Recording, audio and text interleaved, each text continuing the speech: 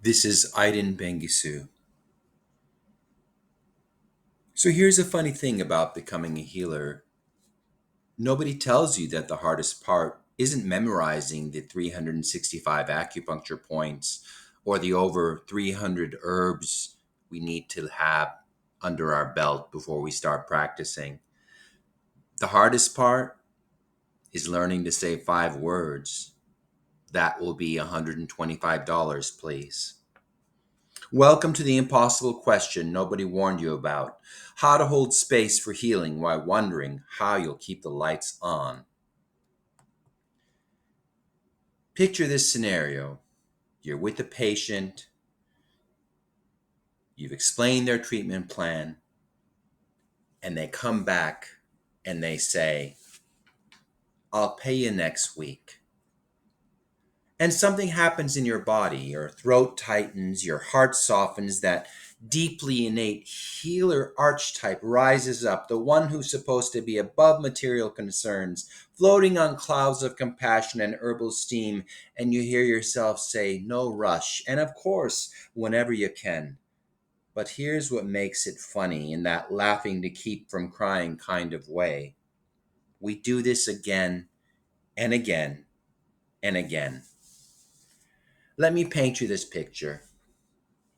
Your Instagram feed, winning, hashtag healer life. On the other side, your bank account.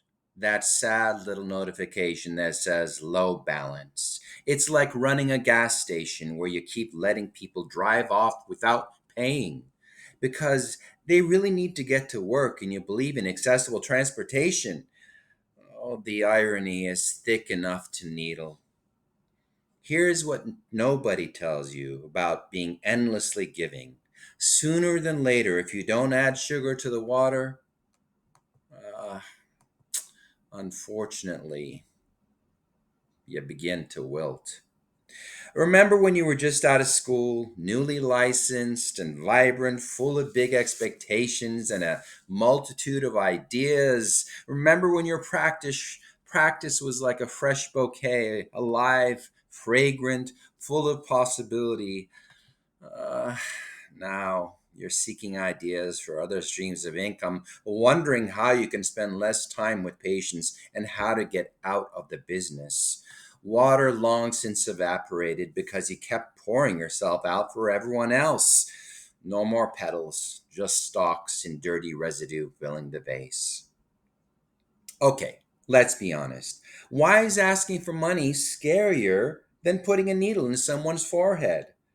Why does requesting payment at times feel like you're violating some unwritten rule of the healing arts?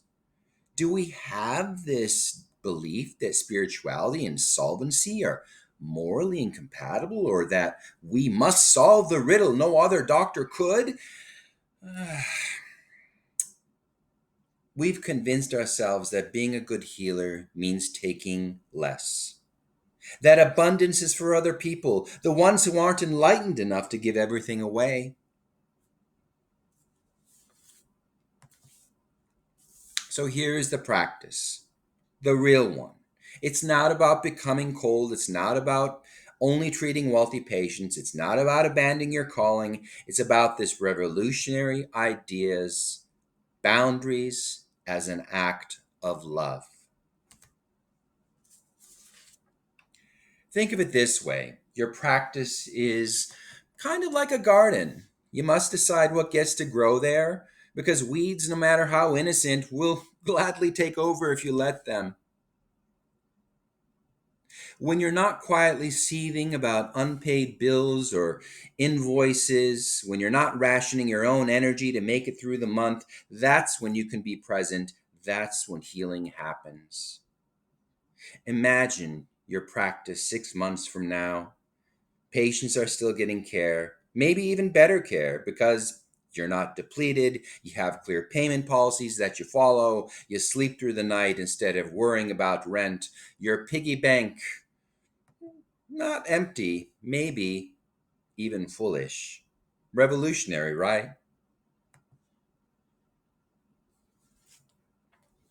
You are not a martyr. You are not a saint. You are not supposed to sacrifice yourself on the altar of accessible healthcare while the system that creates these conditions goes unchallenged.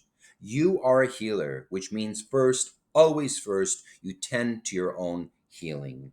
Stand up for yourself with kindness, ask for what you need with clarity, and trust that the right patients, the ones meant to work with you, will meet you there.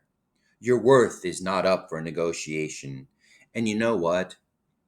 That's not selfish. That's wisdom.